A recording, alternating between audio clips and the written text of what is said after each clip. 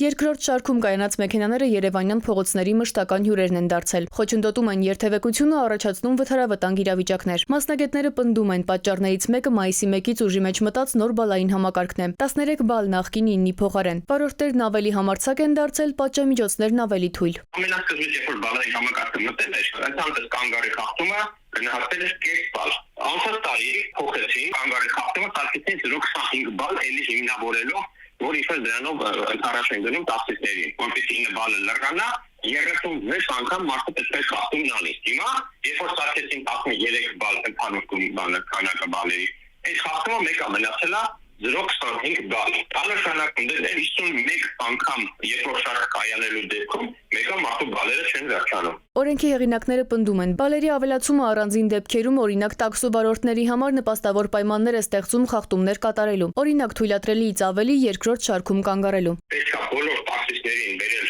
օրինական դաշտ, գրանցել եւ գրանցված բոլոր տաքսի մեքենաներին թույլատրել երկրորդ շարքում կայանել, մեկի փոխարեն պայմանական 3 րոպե։ Հիմա բարձրացել են ավելի լավ։ Ուղղակի շատ էլ վարորդներ դրանից չառիթավորվեն, էլի։ Ճիշտ է, եթե գրպանին ինչ որտեղ կպնեն, խախտումները ավելի կքչանան, բայց դե խախտողը խախտելու է։ Դա էտի մենտալիտետ է, էտի ժամանակի ընթացքում կամաց-կամաց է էտի